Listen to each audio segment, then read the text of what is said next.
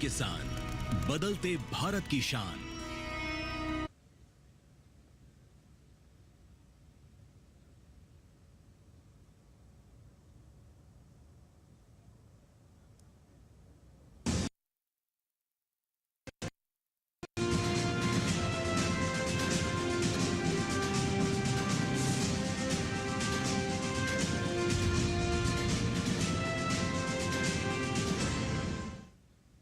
नमस्कार, किसान समाचार में आपका स्वागत है। मैं हूं रेशमा आपके साथ। आइए नजर डालते हैं इस वक्त की हेडलाइंस पर। पौष्टिकता से भरपूर गन्ने का रस बना गर्मियों में लोगों की पहली पसंद। बाजार में गन्ने की मांग बढ़ने से गन्ना किसानों में भी उत्साह का माहौल। स्वास्थ्य चिकित्सकों को भी मानना है कि गन्ना में मौजूद पोषक तत्व इम्यूनिटी को मजबूत करने में भी करते हैं मदद, जिससे कई बीमारियों से होता है बचाव।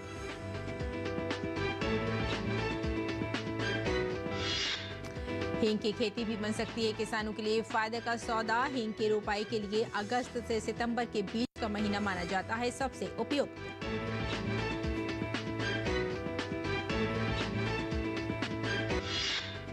डिजाइनर मटकी और मिट्टी की बोतल गर्मियों में बनी लोगों की पहली पसंद। लोगों का फ्रिज से ज्यादा मटके का पानी है पसंद।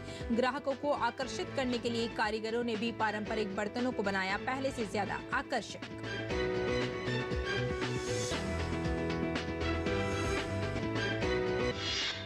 उत्तर और मध्य भारत के ज्यादातर इलाके लू की चपेट में। वहीं महाराष्ट्र में मानसून की दस्तक जल्द। दक्षिण के हिस्सों में बारिश के आसार।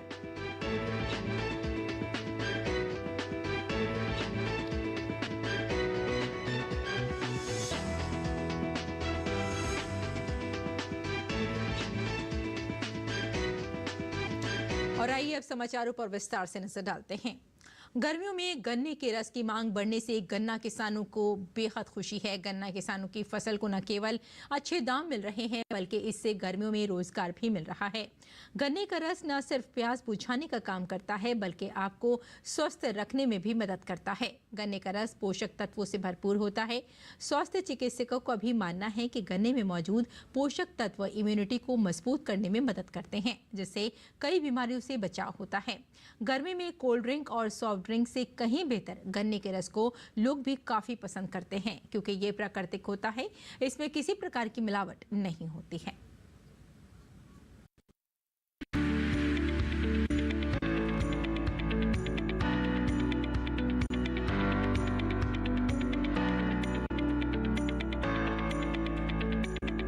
गर्मियों के मौसम में देश के अलग अलग हिस्सों में सड़कों के किनारों पर आप देख सकते हैं, इस तरह से ही गन्ने के जूस निकालने वाले लोग देखे जा सकते हैं, जहां पर लोग जमकर जूस भी पीते हैं। बात करते हैं मनोज यादव, आप गन्ने का ठेला लगाते हैं, कैसे कितना पसंद करते हैं लोग? बहुत लोग बाग पसंद करते हैं बाबू। ठंडा रहता है, ताज़ा नींबू बहुत ज़्यादा काम होता है इसी बात। रोजाना करीब कितना गिलास जूस निकाल लेते हैं लोग? वो है 100-150 गिलास, 200 गिलास ऐसे हो जाता है।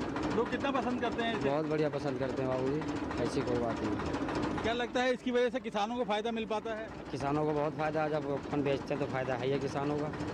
किसान तो ये देता है भाई, यही से सब कुछ सीजन पे किसान ही नहीं देगा तो कहाँ से आएगा? किसान नहीं होगा तो कहाँ से सब कुछ होगा? पेट कैसे फलेगा, कैसे क्या होगा? तो किसान तो सब कुछ देता है। कितने रुपए से लेके कितने रुपए तक का आप यहाँ पे देते हैं? 10 से 20 से 30 से 40 से 50 तक, इससे ऊपर नहीं। रोजाना करीब मंडी से कितना गन्ना लेकर आते हैं आप? 2 कुंटल 3 कुंटल, दूसरे दिन तीसरे दिन लेके आते हैं। हाँ जी, ताज़ा मिलता है माल? ताज़ा माल मिलता है। गाड़ी आती है, डेली आती है मंडी में गाड़ी, साहिबाबाद मंडी में, वहाँ से लाते हैं राजू के वहाँ से। कुछ लोग हमारे साथ हैं, बात करते हैं। सर क्या कहेंगे, गन्ने का जूस पी रहे थे? अच्छा है गन्ने का जूस, किसान भी हमारा, उसके भी पैसे बढ़ेंगे, उनकी भी रोज़गार बढ़ेगी। और कोल्ड ड्रिंक से अच्छा है, जो हमारा ज़्यादा केमिकल चीज़ें होती है कोल्ड ड्रिंक, ये हमारा किसान का बना हुआ है, तो अपने से सामने निकाल करके पीते हैं तो अच्छा चीज़ और अच्छा महसूस होता है, अच्छा फील होता है। कहीं ना कहीं गन्ने का जूस पीकर तो लोग काफ़ी उत्साहित नज़र आते हैं, क्योंकि एक तो गर्मियों के अंदर ये ताजगी देता है, दूसरा ये कहीं ना कहीं सीधा किसानों को फ़ायदा पहुंचाता है, क्योंकि जितना गन्ने का जूस पिया जाएगा, लोग गन्ने की खपत करेंगे, उतना फ़ायदा ही किसानों को पहुंचेगा। कैमरामैन सुमित नौडियाल के साथ गिरीश निशाना, DD न्यूज, नोएडा।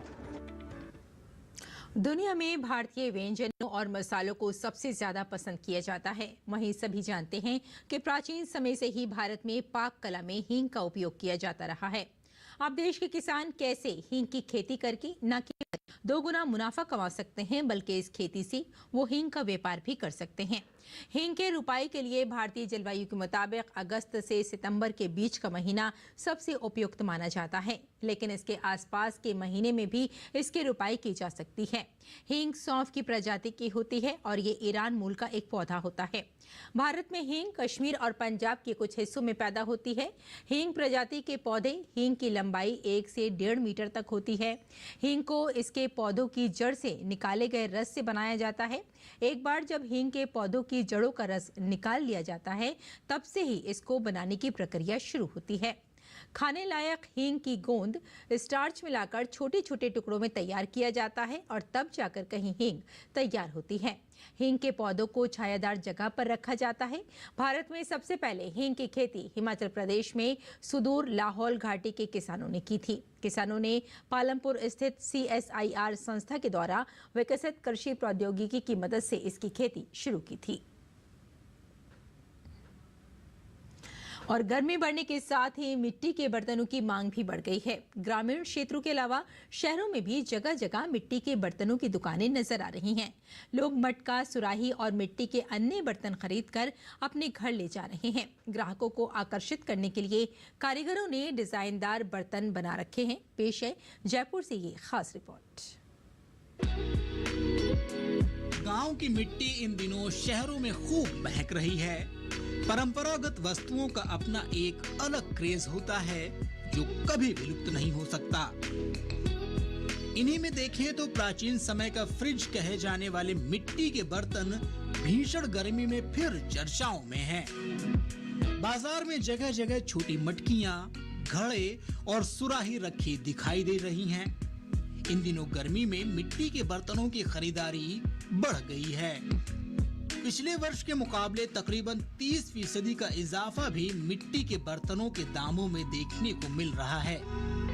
गर्मी में ठंडा और साफ पानी पीने की चाहत में लोग मिट्टी के घड़े और बोतल खरीद रहे हैं।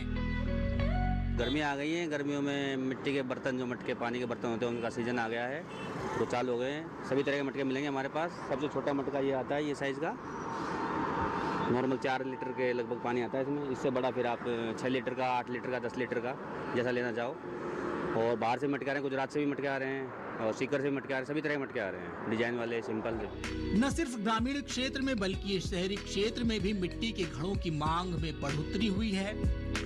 वर्तमान में लगातार मिट्टी के बर्तनों की मांग को देखते हुए बर्तनों को बनाने वाले कारीगरों ने इन बर्तनों को बनाने में कई बदलाव किए हैं।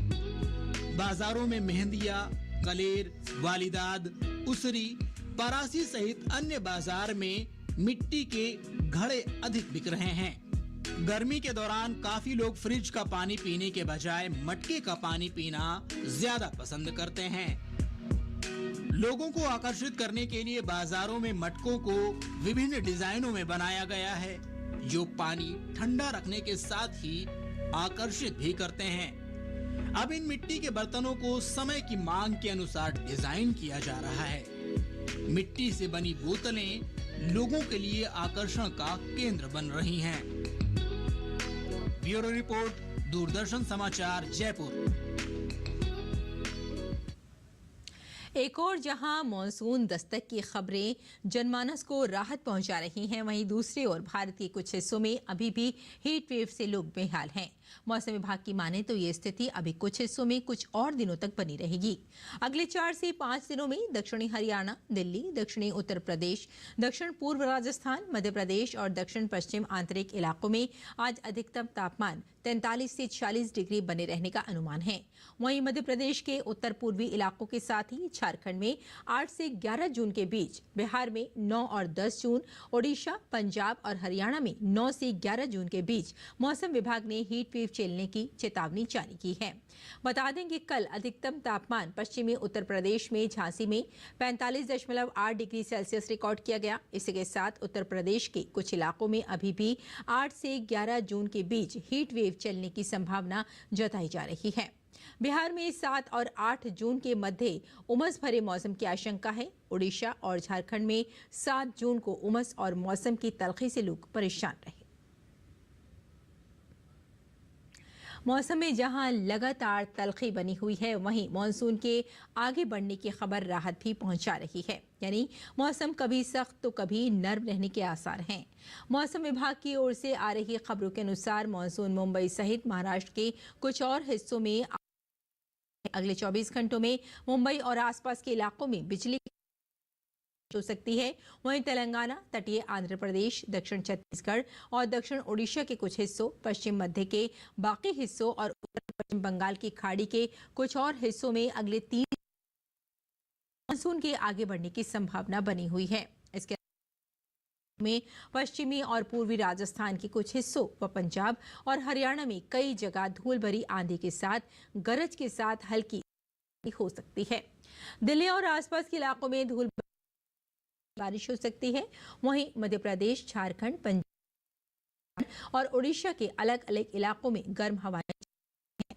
तो कुल मिलाकर ये कहना गलत नहीं होगा कि मौसम की आंख मिचौली शुरू हुई है। ऐसे में मौसम कभी भी कोई भी करवट ले सकता है। केला एक ऐसा फल जिसकी पूरे साल सभी राज्यों में केले की मांग बनी रहती है, इसलिए बाजार में इसकी कीमत भी अच्छी मिलती है। इसी कारण देश में केले की खेती बहुत बड़े पैमाने पर की जाती है। किसान केले की खेती से न केवल बेहतर मुनाफा कमा सकते हैं, बल्कि केला एक ऐसा फल जिससे कई तरह की नमकीन भी बनाई जाती है, जिसे लोग बड़े चाव से खाते हैं।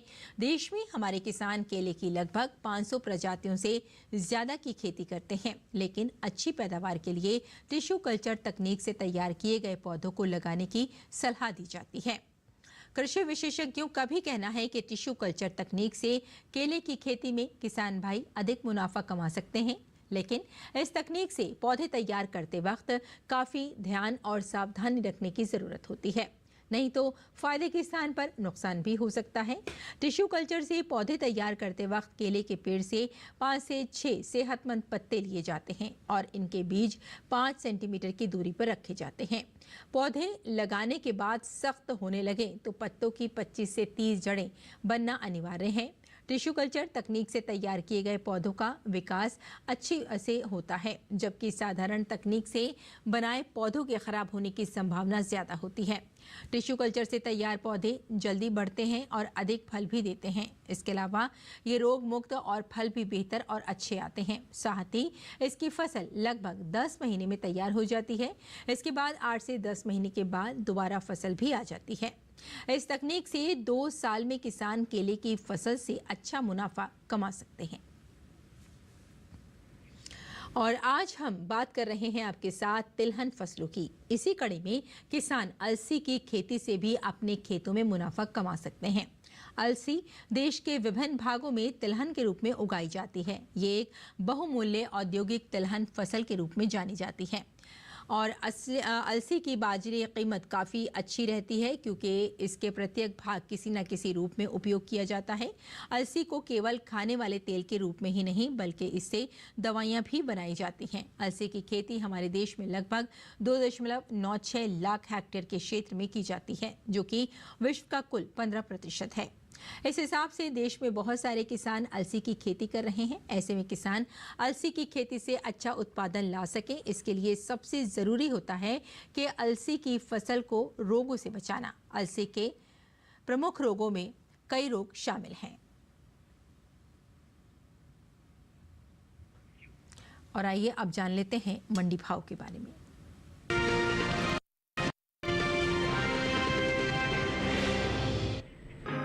कृषि उपज मंडियों में लहसुन की आवक सामान्य बनी हुई है। गुरुवार को ज्यादातर मंडियों में लहसुन का कारोबार सुस्ती के साथ हुआ, जबकि कुछ मंडी में इस दौरान लहसुन के भाव स्थिर रहे। के मुताबिक गुजरात की राजकोट मंडी में लहसुन के कारोबार में नरमी का रुख देखने को मिला। यहाँ 5 जून को लहसुन का भाव था 13,000 रुपए, जो कि 6 जून को 500 रुपए लुढ़क कर 12,500 रुपए रह गया। वहीं महाराष्ट्र की लहसुन के भाव स्थिर रहे। यहाँ दोनों दिन यानी 5 और 6 जून को लहसुन का भाव 16,000 रुपए पर बरकरार रहा। राजस्थान की श्री गंगानगर मंडी के सौदे सुस्ती के साथ हुए। यहाँ 5 जून को लहसुन का भाव 500 रुपए गिरकर 11,500 रुपए से 11,000 रुपए रह गया। उत्तर प्रदेश की लालगंज मंडी में भी गिरावट का सिलसिला जारी रहा। 5 जून को लहसुन का भाव रहा 10,700 रुपए। 6 जून को इसमें 50 रुपए की कमजोरी आई और भाव 10,650 रुपए क्विंटल पर आ गया। की गाजियाबाद मंडी में लहसुन का भाव रहा 9,000 रुपए, जो कि 6 जून को भी बिना किसी फेर बदल के 9,000 रुपए पर टिका रहा। इस साल घरेलू स्तर पर लहसुन की उपज में कमी देखने को मिल सकती है। भारतीय मसाला बोर्ड के मुताबिक लहसुन की पैदावार साल 2022 से 23 के दौरान 33,68,821 टन होने का अनुमान जताया गया है, जबकि बीते साल इस दौरान लहसुन की उपज 35,23,436 टन रही थी। लहसुन की पैदावार बीते साल से करीब 1,54,000 टन कम होने की उम्मीद है, जिसका असर लहसुन के बाजार भाव पर पड़ सकता है।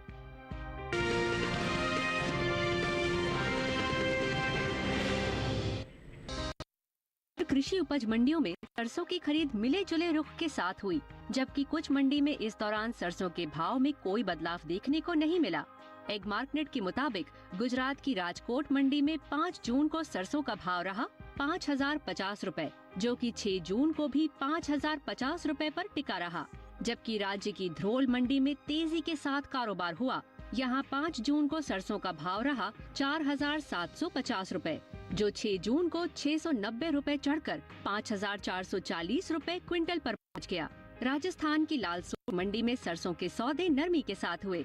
यहाँ 5 जून को सरसों का भाव 5,540 रुपए था। 6 जून को इसमें 140 रुपए की कमजोरी आई और भाव 5,400 रुपए क्विंटल रह गया। हाथरस मंडी में 10 रुपए की सुस्ती देखी गई। यहाँ 5 जून को सरसों का भाव 5,440 रुपए था, जो 6 जून को 5,430 रुपए क्विंटल रह गया। कृषि मंत्रालय की ओर से जारी दूसरे अग्रिम अनुमान के मुताबिक 2023 से 24 के दौरान 126,96,000 टन सरसों पैदा हो सकती है, जबकि पिछले सीजन की पैदावार 126,43,000 टन थी। की ओर से जारी दूसरे अग्रिम अनुमान के मुताबिक 2023 से 24 के दौरान कुल तिलहन की पैदावार 365,99,000 टन हो सकती है, जो पिछले साल की तुलना में 47,56,000 टन कम है।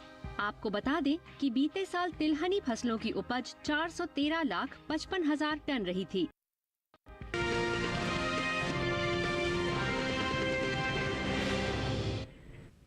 और किसान कैसे रखें अपनी खेती का ख्याल इस मौसम में, आइए जानते हैं।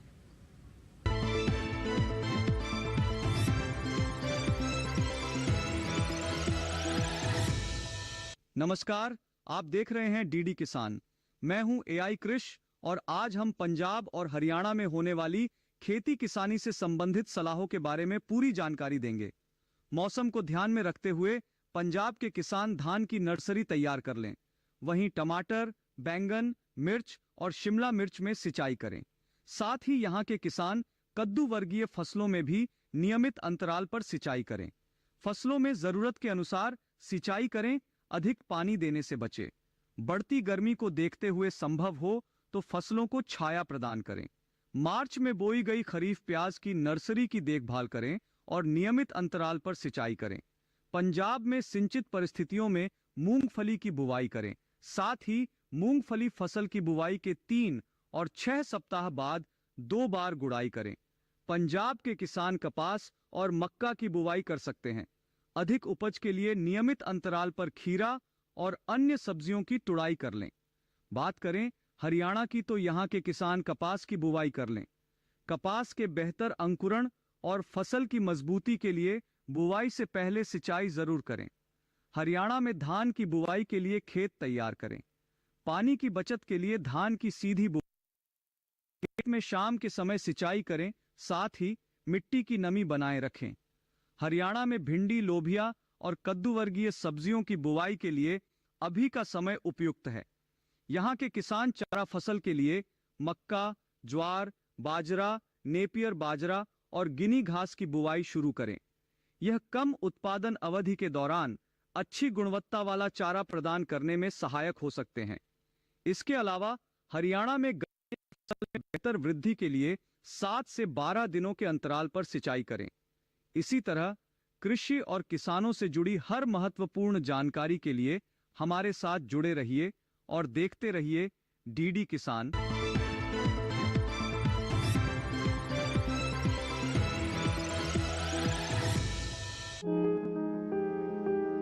लौकी को गर्मी और बरसात दोनों में बोया जा सकता है। मैदानी भागों में गर्मी की फसल की बुआई की जा सकती है। बुआई से पहले खेत से खरपतवार को पूरी तरह से साफ कर लें और जमीन को समतल कर लें। बुआई के लिए 1 हेक्टेयर में संकर किस्म के बीज 5 से 7 किलो, जबकि सामान्य किस्मों के 6 से 8 किलो बीज लें। में 100 किलो नाइट्रोजन, 50 किलो फास्फोरस और 60 किलो पोटाश की जरूरत होती है। सभी उर्वरक आधार खुराक के रूप में यानी बोते समय ही दें। बात अगर सिंचाई की करें तो शुरुआत में फसल की जरूरत के हिसाब से और फूल आने पर 5वें दिन पानी देते रहें। वहीं फसल को खरपतवार से दूर रखने के लिए 2 बार निराई गुड़ाई करें। करीब हर 10-12 दिनों में खरपतवार हटाते रहें। होती है। इसकी खासियत ये है कि आप कम जगह में भी इसकी खेती कर सकते हैं। कीड़े और सड़न से बचाने के लिए बेलों को तार की बाड़ या लकड़ी के मचान पर फैला दें। इससे न सिर्फ बीमारियों से बचाव होगा बल्कि पैदावार भी बढ़ेगी। अनुसंधान संस्थान ने इलाकेवार कई उन्नत किस्में तैयार की हैं, जैसे पूसा समृद्ध दिल्ली और एनसीआर के लिए है। 1 हेक्टेयर में 270 से 300 क्विंटल तक पैदावार देने वाली ये किस्म 50 से 55 दिनों में तैयार हो जाती है। पूसा हाइब्रिड 3 हरियाणा और दिल्ली, इसके अलावा उत्तर प्रदेश और पंजाब के लिए अच्छी है। हमला हो सकता है। इससे बचाव के लिए विशेषज्ञों की सलाह पर उचित दवाओं का छिड़काव करें। दवा का छिड़काव सिर्फ उसी जगह पर करें जहां फल मक्खी का प्रकोप ज्यादा हो। छिड़काव मौसम साफ रहने पर करें। पत्तियां गीली नहीं होनी चाहिए, वरना दवा असर नहीं करेगी। जरूरत के हिसाब से दवा की मात्रा घटा या बढ़ा सकते हैं।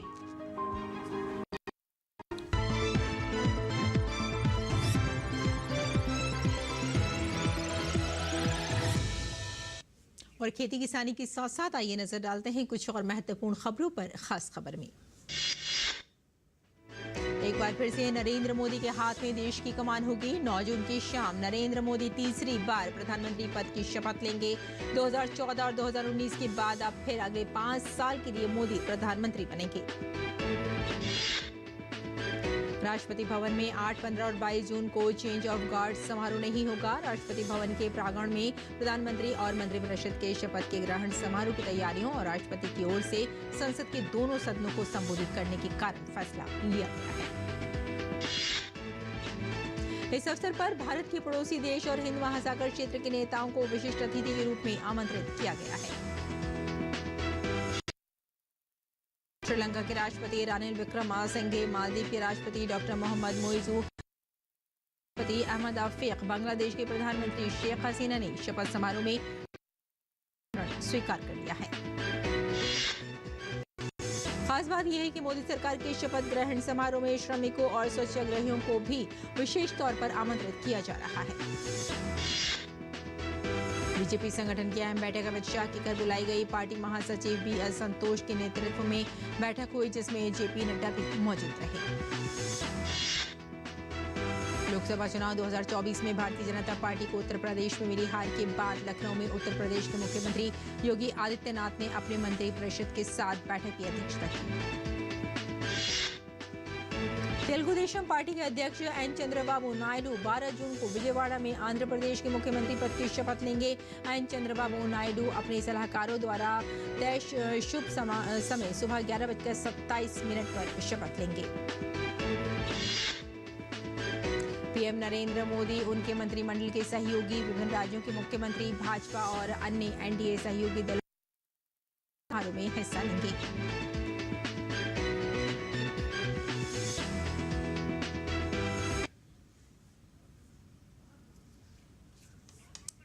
भारतीय निर्वाचन आयोग ने जम्मू कश्मीर में विधानसभा चुनाव की प्रक्रिया आधिकारिक रूप से शुरू कर दी है। मीडिया जगत की एक प्रसिद्ध हस्ती ई नायडू और रामोजी फिल्म सिटी के संस्थापक रामोजी राव का तेलंगाना के हैदराबाद में निधन हो गया। रामोजी राव का हैदराबाद के स्टार अस्पताल में इलाज चल रहा था। प्रधानमंत्री नरेंद्र मोदी ने सोशल मीडिया एक्स पर एक तस्वीर पोस्ट की है और लिखा है कि रामोजी राव गारू का निधन बेहद दुखद है। उन्होंने वो एक दूरदर्शी भारतीय मीडिया में क्रांति लाई। कंपनी वधी अधिकरण ने एयर इंडिया और विस्तारा के विलय को मंजूरी। दुनिया के सबसे बड़े एयरलाइन समूहों में से एक बनने का रास्ता साफ हो गया है। बाहरी ऋण और शुद्ध अंतर्राष्ट्रीय निवेश की स्थिति में सुधार का संकेत देते हुए आरबीआई गवर्नर शक्तिकांत दास ने विश्वास व्यक्त किया कि रिजर्व बैंक बाहरी वित्तीय पूंजी आवश्यकताओं को पूरा करेगा।